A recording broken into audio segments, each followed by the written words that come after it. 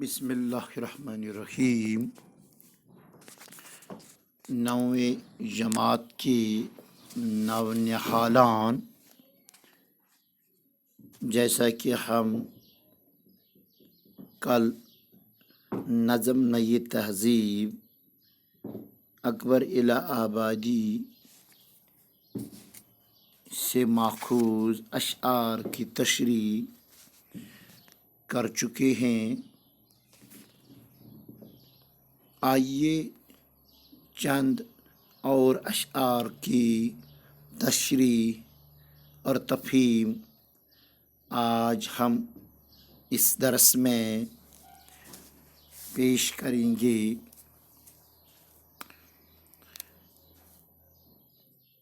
پیارے متعلمین و متعلمات، آپ کو سب سے پہلے میری طرف سے تسلیمات پیش خدمت ہیں۔ آج ہم چند ان اشعار کی تشریح یوں نظم نگار کے تخیل سے مرقوم کرنے جا رہے ہیں۔ شعر ہے: بہت ہوں گے نغمہ، بہت ہوں گے مغنی، نغمہ تقلید یورپ کی، مگر بے جوڑ ہوں گے، اس لیے بے تال و سیم ہوں گے۔ شاعر یوں اپنے پیش گوئی کے الفاظ منظوم مرقوم کرتے ہیں کہ مغربی دنیا کے مقلدین، یعنی ان کے نقش قدم پر چلنے والے بہت سارے نغمہ خواں ہوں گے، یعنی ایسے لوگ جو ان کے نغمے گانے والے یا ان کے نغموں کو اپنی محفلوں میں جگہ دینے والے ہوں گے،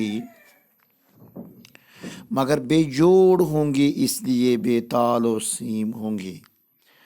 ان کا جو نغمے اور تر، یعنی ان نغموں میں سر اور جو تال ہیں،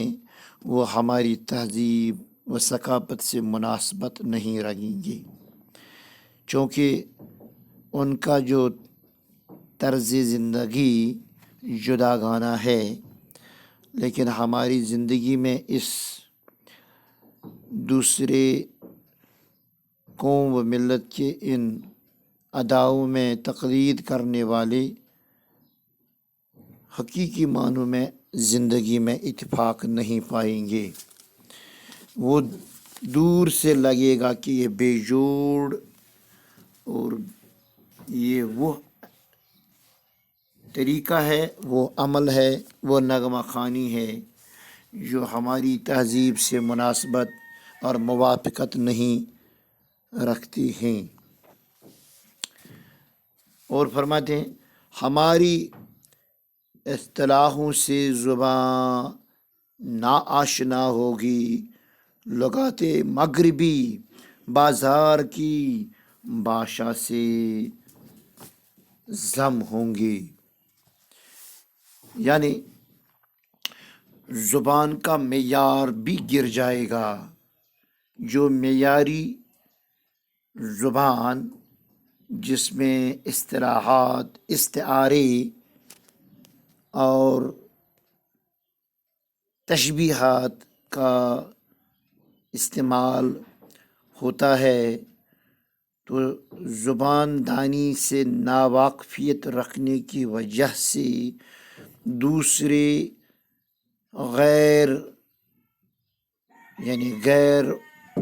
غیروں کی زبان، غیروں کے الفاظ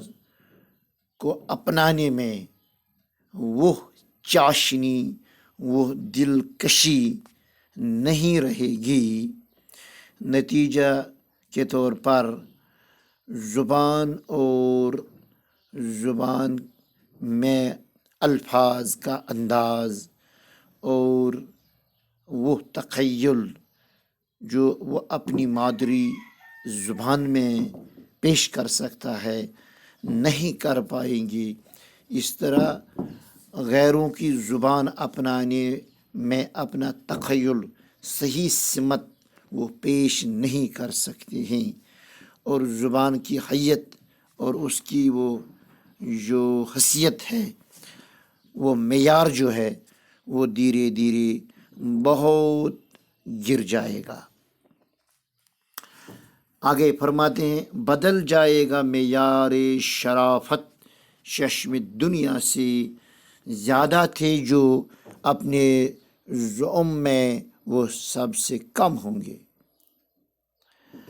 یعنی اکبر الہ آبادی یوں رقم تراز ہیں کہ دنیا کی نظروں میں جو شرافت، عزت، احترام کا جو معیار ہے، جو قدر و قیمت ہے، وہ بھی بدل جائے گا، وہ بھی گر جائے گا، اور جو نیکی کا معیار ہے اور اس معیار میں بھی گراوٹ اور تبدیلی اور تنزل پیدا ہو جائے گا۔ پھر فرماتے ہیں گزشتہ عظمتوں کے تذکرے بھی رہ نہ جائیں گے، کتابوں میں دفن افسانہ جہ و حشم ہوں گے۔ یعنی مغربی دنیا اور مغربی تہذیب کے مقلدین اتنے اپنی تہذیب و ثقافت سے دور اور ناآشنائی کرتے رہیں گے تو ان کی جو شان و شوکت تھی، جو ان کا ماضی جو تابناک تھا، وہ صرف کتابوں میں کہانی اور افسانے کی حیثیت رہے گا۔ اپنی شان و شوکت، جاہ و جلال، قدر و منزلت اور جو شان رفتہ اس مشرقی اقوام یا مشرقی ملت یا اس کے ملوک میں جو تھی، اس سے اتنے دور چلے جائیں گے۔ یہ ماضی کا بس ایک افسانہ رہے گا، یہ اپنی اسلاف سے ملی میراث کھو بیٹھیں گے اور دوسروں کی تقلید میں اتنے دور چلے جائیں گی، اپنی حیت اور اپنی حالت بھی بدل جاتی۔ چونکہ جب انسان دوسروں کی نقالی کرتا رہتا ہے تو وہ اپنی چال بھی بھول جاتا ہے۔ پھر فرماتے ہیں کسی کو اس تغیر کا نہ حس ہوگا نہ غم ہوگا، ہوئی جس ساز سے پیدا اسی کے زیر و بم ہوں گے۔ پھر مثالوں سے سمجھاتا ہے شومی قسمت یہ ہوگی، تبدیلی اور تنزل کا یہ مقام ہوگا کہ اس مشرقی قوم یا اس مشرقی دنیا کو یہ احساس تک بھی نہیں رہے گا کہ انہیں بھی اپنا کوئی وجود تھا، کہ انہیں بھی اپنی کوئی میراث تھی، انہیں بھی جو میراث میں ملے علوم الہامی تھے، لیکن تقلید میں یہ اتنے دور جاتے رہیں گے مغربی دنیا کے، فرہنگی دنیا کے، کہ یہ اپنا وہ ماضی جس پر کبھی فخر کیا کرتے تھے، جو دنیا کے لیے مثالی حیثیت رکھتا تھا، وہ بھی بس قصے اور کہانیوں تک محدود رہے گا۔ تو جو ساد و غداد، جو چاشنی، جو لطف زندگی میں مشرقی اقوام میں تھا، جو قدریں، جو منزلت، جو اخلاق، مشرقی دنیا، مشرقی علوم، مشرقی تہذیب میں، وہ بھی کتابوں سے کیا افسانوں تک ہی محدود رہے گا۔ پھر شاعر یوں فرماتے ہیں، تمہیں اس انقلابی دہر کا کیا غم ہے اے اکبر، بہت نزدیک ہے وہ دن، نہ تم ہوں گے نہ ہم ہوں گے۔ یعنی مایوسی کا عالم یہ ہوگا کہ زمانے کی ستم ظریفی یہ ہوگی کہ اپنے آپ سے مخاطب، یعنی اپنی قوم و ملت سے مخاطب ہوتے ہوئے فرماتے ہیں کہ جب ہم اپنی حقیقت اور اپنی حالت دھیرے دھیرے اتنی بدل دیں گے کہ اتنے دوروں کے مقلد بن جائیں گے، دونوں کی یعنی زیر نگیں ہوتے رہیں گے، اپنا وجود، اپنا تشخص، اپنی شناخت جلد از جلد کھو بیٹھیں گے، تو ہمارا وجود، ہماری حیثیت، ہمارا مقام دنیا میں بس اس جاگ کی طرح رہے گا جو پانی میں صرف اوپر سے دکھائی دیتا ہے، ورنہ اس کا کوئی اپنا اختیار، اپنا اقتدار، اپنا کوئی مقام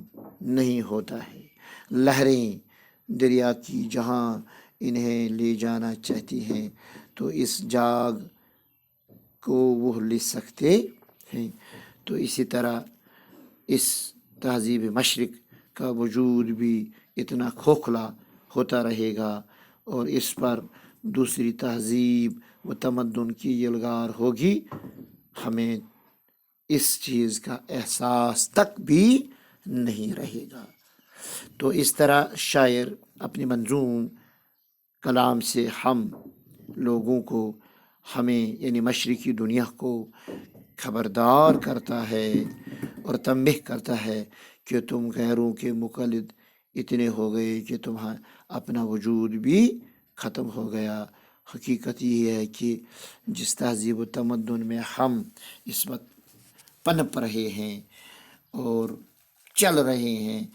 بڑھ رہے ہیں، ہم نے ہر چیز میں ان کی تقلید کی، چاہے ملبوسات تن و بدن ہو، چاہے ہمیں زبان دانی کا محفظ ضمیر ہو، ہمیں تخیل ہو، یا ہمیں وہ علوم و فنون جو ہیں، ان تمام چیزوں میں ہم صرف مقلد اور صرف نقالی ہیں۔ ہمیں اپنا معیار، ہمیں اپنا ماضی، ہمیں جو تابناک ورثہ وراثت میں ملا، اس سے ہم دھیرے دھیرے دور ہوتے رہیں گے، محروم ہوتے رہیں گے۔ لہٰذا اگر آج ہم نے یہ احساس نہیں پیدا کیا ہے تو ہمارا ایک دن وجود ہی مٹ جائے گا، ہماری تہذیب کا نام تک بھی دنیا میں نہیں رہے گا۔